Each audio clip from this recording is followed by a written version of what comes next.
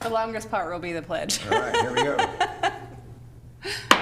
All right, we are here for our weekly Marion County Board of Commissioners meeting. It's Wednesday, January 14th, 2026. We're here in the Commissioners Boardroom at 555 Court Street. And as always, we start with the Pledge of Allegiance. Join us. I pledge allegiance To the flag of the United States of America and to the republic for which it stands, one nation, under God, indivisible, with liberty and justice for all. Well, this is going to be a record short I know, I'm so board disappointed session. I'm not the chair. We have nobody signed up for public comment, so Commissioner, if you will move the consent calendar, and then we will I will. say goodnight. All right. All right, Mr. Chair, I move to approve the consent agenda under Board of Commissioners, Board Committee Appointment, Materials Management Advisory Council. Approve an order appointing Commissioner Kevin Cameron to the Materials Management Advisory Council through December 31st, 2026. And an order appointing Commissioner Cameron as the MMAC Chair through August 31st, 2026. Under Business Services, approve a special procurement to establish a contract with JB Oregon as an authorized representative for the support and maintenance of the county's specialized heating and cooling systems. And finally, under Juvenile Department, approve the incoming funds intergovernmental agreement with the Oregon Youth Authority in the not to exceed amount of $239,151.63 for the processing of expunged youth records retroactive to January 1st, 2026 through December 31st, 2027.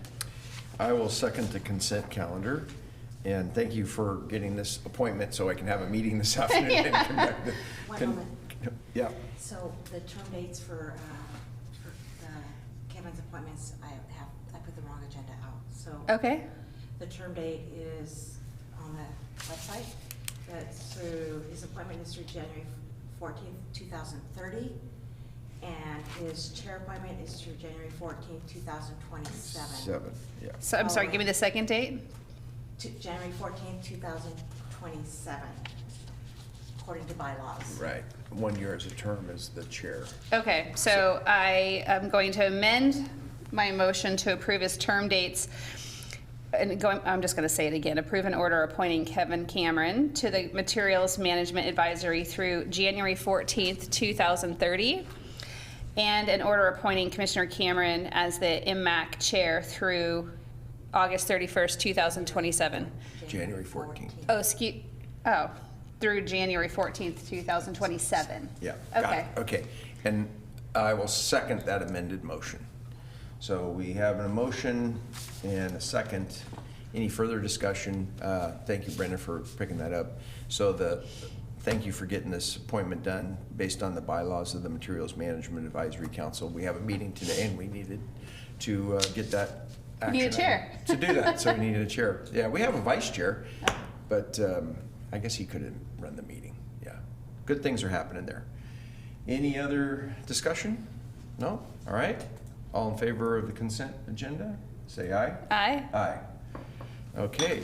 Anything else for the good of the order today? No, I don't think so. You having some good meetings at the Capitol?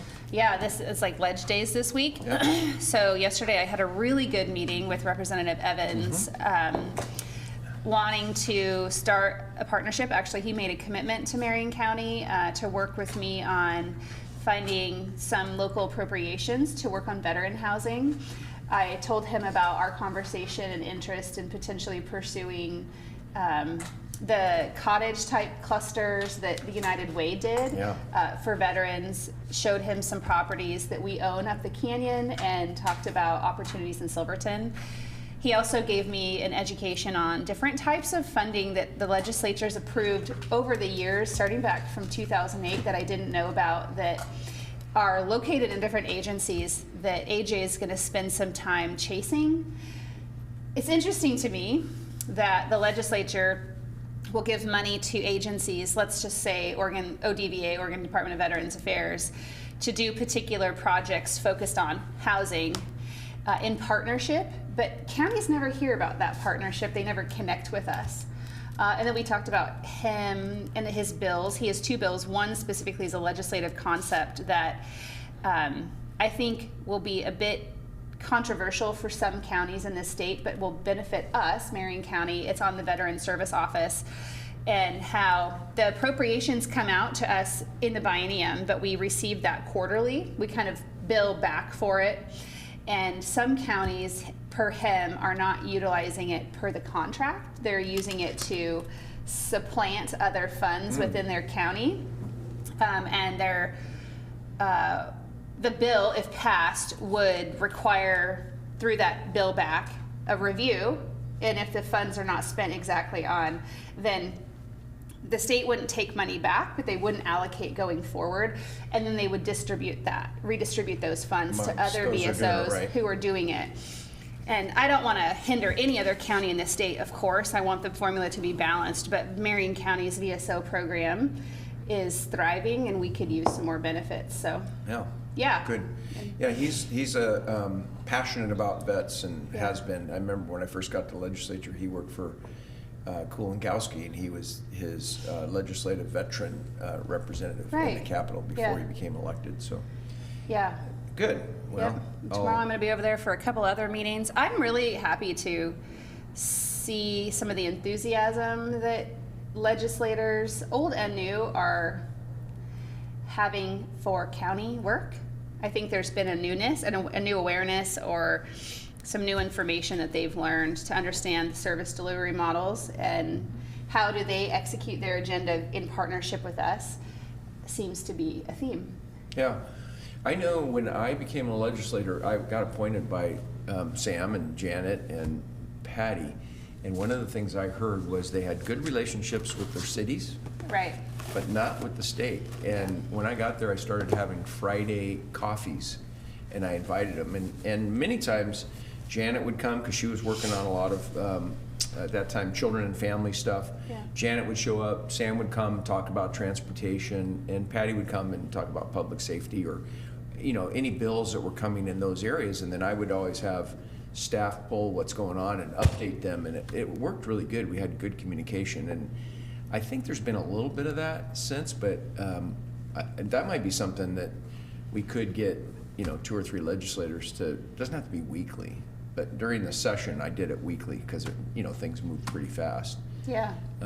But that good communication between us and our state reps is important. I agree. And I have to admit, I probably haven't been as good at it as I could have, being removed from the Capitol now for so many years, but I used to do a lot of it. So Yeah. well, good for you. And I think some of that county awareness is because of your leadership at AOC for the year, that and Gina's and the legislative concepts that people are driving forward, and people are listening, and legislators are listening to them. So it's all good.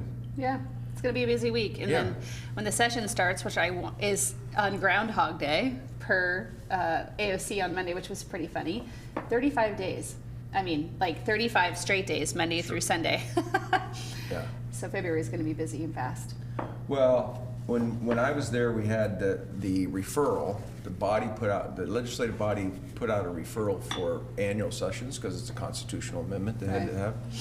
And I remember I couldn't get it through, but I had an amendment that would have only allowed during the short session to do revenue and budget, and any other policy bill had to have a 2/3 majority to pass. Meaning it had to be something that was Yeah, boy, I fixed. wish that was the case. Right, but now there's all this stuff that they're trying to ram through, sometimes controversial policy in 35 days. Well, there's going to be some. I'm going to bring the board information next week on a bill that I believe we will take opposition on, that I engaged yesterday. That I understand the idea behind it, but it's really disruptive to service delivery and the functions of counties, and it's direct county impact.